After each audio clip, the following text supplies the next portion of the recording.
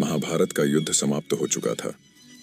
कुरुक्षेत्र की भूमि पर शांति छा गई थी, लेकिन हस्तिनापुर के राजमहल के भीतर एक अदृश्य तूफान उमड़ रहा था।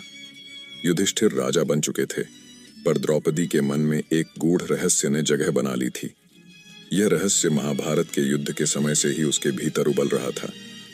एक रात जब महल के सभी द्वार बंद थे और दीपक की मंद रोशनी दालानों में कांप रही थी, द्रौपदी ने भीम को अपने कक्ष में बुलाया। भीम ने द्रौपदी की आंखों में देखा। वहां न तो विजय की खुशी थी, न ही पराजय का दुहक, बल्कि एक विचित्र उदासी छिपी थी। क्या बात है प्रिय, तुम्हारे इस मौन में कोई छिपा हुआ प्रश्न है? भीम ने पूछा। द्रौपदी ने गहरी सांस ली और कहा, भीम, क्या तुमने कभी सोचा कि दुर्योधन की इतनी नफरत और शकुनी की चालों के बावजूद मैं चीरहरण के बाद भी क्यों बच पाई?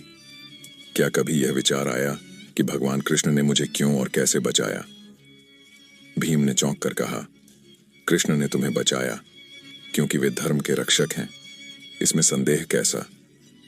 द्रौपदी मुस्कुराई, लेकिन यह मुस्कान किसी गहरे दर्द को छिपा रही थी। सिर्फ धर्म, या इसके पीछे कोई और रहस्य था? भीम को द्रौपदी के शब्दों में एक अजीब रहस्य का संकेत मिला। उन्होंने और जानने की इच्छा जताई। द्रौपदी ने बताया, युद्ध के पहले जब कृष्ण ने मुझे वचन दिया था कि वे मुझे हर संकट से बचाएंगे, उन्होंने मुझसे एक प्रश्न पूछा था। उन्होंने कहा था कि अगर मेरे जीवन में कभी धर्म और प्रेम के बीच चुनना पड़े तो मैं किसे चुनूंगी? उस समय मैंने प्रेम को चुना था, लेकिन कृष्ण ने कहा था कि यह युद्ध धर्म के लिए है। तब से मैं इस प्रश्न के उत्तर में उलझी रही। क्या मेरा प्रेम और धर्म कभी एक हो सकता है? भीम को समझ नहीं आया कि द्रौपदी के इस प्रश्न का महाभारत के युद्ध से क्या संबंध है। द्रौपदी ने अपने गले में पड़ी एक माला की ओर इशारा करते हुए कहा, यह वही माला है जो कृष्ण ने मुझे युद्ध से पहले दी थी। उन्होंने कहा था कि जब मैं इसे पहनूंगी तो मेरे पास हर समय उनकी दिव्य शक्ति रहेगी, परंतु उन्होंने यह नहीं बताया था कि यह माला मेरी रक्षा के साथ साथ मेरे हर निर्णय को भी नियंत्रित कर रही थी। भीम ने द्रौपदी की माला को गौर से देखा।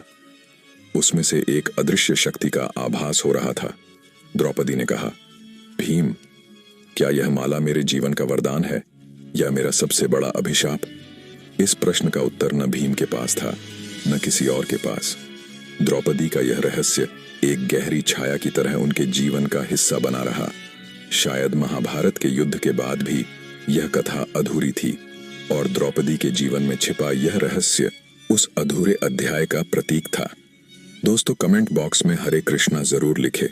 कृष्णा आपकी मनोकामना पूरी करे।